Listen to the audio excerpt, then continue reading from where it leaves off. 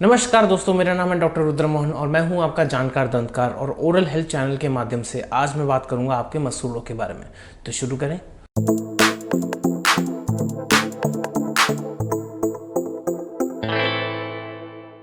तो आज हम बात करेंगे आपके गम्स के बारे में। जो आपकी गम हेल्थ है, मैं हूं पेरियोडोंटिस्ट, जो गम स्पेशलिस्ट होता है, जो आपके गम्स और आपकी अंदर की हड्डी के बारे में केयर करता है, आपको उसके बारे में नसीहत देता है और उनको ट्रीट करता है। बहुत सारी गम प्रॉब्लम्स आती हैं हमारे क्लिनिक्स में और बहुत कॉमन प्रॉब्लम्स हैं जो ऑलमोस्ट हर किसी को कभी ना कभी अपनी लाइफ टाइम में होती है। तो आपके गम्स के बारे में आपको बता दूं, आपके गम्स आपके बचपन से लेकर आपके एंड ऑफ द लाइफ तक रहते हैं।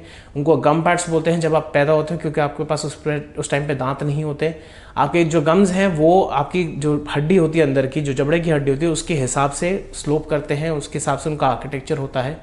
और ये जो है एक प्रोटेक्टिव रोल होता है गम्स का, ताकि आपके इन्फेक्शन जो है आपकी हड्डी तक ना पहुँचे, राइट। तो आपके जो गम्स होते हैं वो आपके दांतों की नेक्स को कवर करते हैं एंड उनका जो है एक डिफाइंड पोजीशन होती है जनरली, जिसको हम बोलते हैं सीमेंटो एनामल जंक्शन। वहाँ पे आपके गम्स की नॉर्मल पोजीशन होती है। अगर इसके नीचे अगर आपके गम्स आ जाते हैं तो उसको जिंजाइवल रिसेशन बोलते हैं, जो एक बहुत कॉमन प्रॉब्लम है जो जनरली टूथ ब्रशिंग या फॉल्टी टूथ ब्रशिंग से होती है। अगर कुछ भी इंजरी होती है तो हमारे गम्स की आदत होती है कि वो इंजरी से दूर हट जाते हैं, तो उसकी वजह से जिंजाइवल रिसेशन या आपका गम्स का छूटना उसको बोलते हैं, जिसकी वजह से आपको डेंटल सेंसिटिविटी हो सकती है। क्योंकि रूट एक्सपोजर में आपकी जो है सीमेंटम जो होता है, बाहर वाला सब्सटेंस जो परत होती है, वो बहुत जल्दी जो है मैकेनिकल अब्रेजन से हट जाती है और आपकी डेंटिन एक्सपोज हो जाती है। अगर आपकी डेंटिन एक्सपोज हो जाएगी तो ऑब्वियसली इसमें सेंसिटिविटी होने के चांस रहते हैं। तो अगर मैं आपके गम्स की बात करूं तो गम्स बहुत ही जुझारू आपका एक ऑर्गन टाइप मान सकते हैं उसको, क्योंकि इनका टर्नओवर रेट बहुत होता है। टर्नओवर रेट मतलब कि सेल्स जिस तरीके से रिप्लेनिश होते हैं, तो इसलिए आपकी कोई भी इंजरी होती है, अगर आप नोटिस करेंगे गम्स बहुत जल्दी हील हो जाते हैं। एट द सेम टाइम आपने देखा होगा एक बहुत कॉमन गम प्रॉब्लम होती है लोगों की, ब्लीडिंग ऑन ब्रशिंग, मतलब दांत से खून निकलना या मसूड़े से खून निकलना जब आप सुबह ब्रश कर रहे होते हो। जनरली जो एड्स में दिखाते हैं कि आपने एप्पल पे बाइट किया और एप्पल पे जो है बाइट करके इतना बड़ा जो है इतना खून नहीं निकलता है। ये जनरली पायरिया वाले पेशेंट्स या पेरियोडोंटाइटिस वाले पेशेंट्स में ऐसा कुछ होता है। तो अगर आपको ऐसे प्रॉब्लम आती है तो डेफिनेटली अपने पेरियोडोंटिस्ट या अपने डेंटिस्ट को जाके दिखाइए। जनरली क्या होता है, most common cause is dental plaque. तो आपको मैंने जैसे बताया कि जो गम्स होते हैं इसमें क्या होता है, बहुत सारी कैपिलरीज होती हैं, बहुत सारी ब्लड वेसल्स होती हैं और इनका सेल टर्नओवर रेट बहुत ज़्यादा होता है, जिसकी वजह से कभी भी कोई इन्फेक्शन आता है तो उसका एक रिस्पॉन्स आता है बॉडी से, जिसकी वजह से वहाँ इन्फ्लेमेशन होता है। Inflammation is a pure necessary evil for your body. Inflammation अगर आपकी बॉडी में नहीं होगा तो आपकी बॉडी को नहीं पता चलेगा कि कुछ बॉडी में खराब चल रहा है। तो अगर आप देखिए तो आप इन्फ्लेमेशन होगा तो उसको जिंजिवाइटिस बोलते हैं, क्योंकि गम्स को जिंजाइवा बोलते हैं, तो उसका इन्फ्लेमेशन जिंजिवाइटिस होता है। तो ये ब्लीडिंग ऑन ब्रशिंग क्यों होती है? ड्यू टू जनरली जिंजिवाइटिस की वजह से। जब भी आपका प्लाक वहाँ डिपॉजिट हो जाता है, टार्टर वहाँ डिपॉजिट हो जाता है, जिसकी वजह से वहाँ इन्फ्लेमेशन होता है, सूजन होती है, वहाँ कैपिलरीज बढ़ जाती हैं।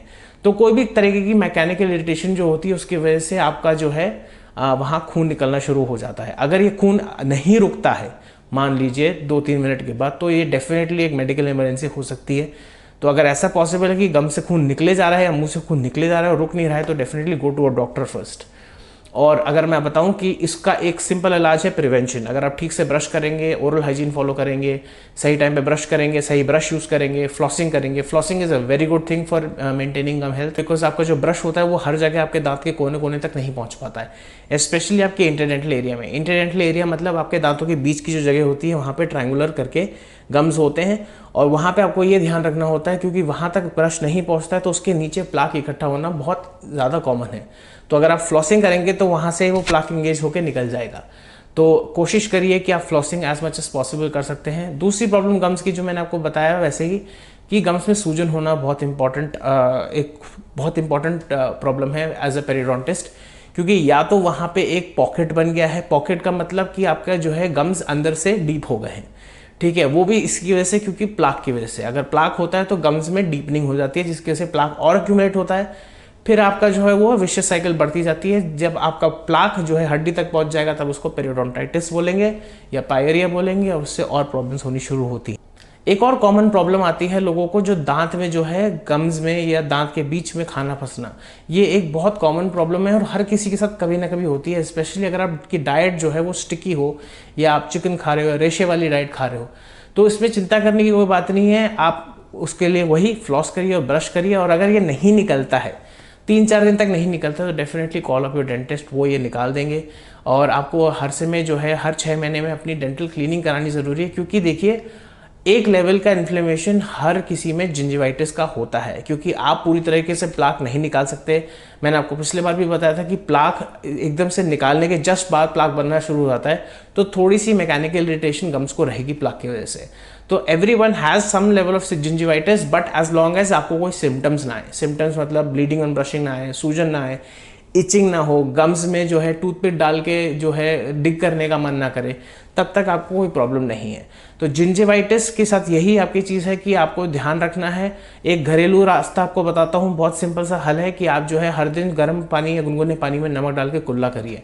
I think that is a very fantastic therapeutic modality, और इससे आपके गम्स टाइट भी होंगे। दूसरी चीज़ आप कर सकते हैं, गम जो है गम की मसाज। गम की मसाज कैसे करनी है, ऊपर के जो आपकी जो उंगली है उसको लीजिए और गम पे जो है यहाँ पे रखिए, और जो है ऊपर के जबड़े में नीचे करिए और नीचे के जबड़े में ऊपर करिए। ये चारों तरफ अगर आप करेंगे तो आपके गम्स और टाइट होंगे। और अगर आपको ऐसा लगता है कि आपके गम्स में इन्फ्लेमेशन बहुत है, सूजन बहुत है, आपको बहुत पिक करने का मन करता है गम, बहुत बार पेशेंट्स बोलते हैं कि मेरे को यहाँ पे खाना फंस जाता है, फिर सूजन हो जाती है, फिर मैं टूथपिक डालता हूँ तो उसके बाद मेरे को थोड़ा सा दर्द होकर जब खून निकल आता है तो मेरे को जो है आराम मिलता है। ये एक साइन एक पॉकेट का है या एक पेरिडोंटाइटिस पेशेंट का है। तो इस चक्कर में आपने डेफिनेटली जो है डेंटिस्ट को कॉल कीजिए या पेरिडोंटिस्ट को बुलाइए, उनको दिखवाइए और अपनी ओरल हाइजीन अच्छे से मेंटेन करिए। आई थिंक गम्स के लिए हम इतना ही बात करें तो सही है। होपफुली नेक्स्ट सेशन में मैं आपको जो है पेरिडोंटाइटिस के बारे में बताऊंगा, जो एक बहुत बड़ा टॉपिक है। इनफैक्ट गम्स पे भी हम बहुत बातें कर सकते हैं, लेकिन आपके परव्यू के लिए आई थिंक इतना ही काफ़ी है। तो आज के लिए इतना ही। जय हिंद।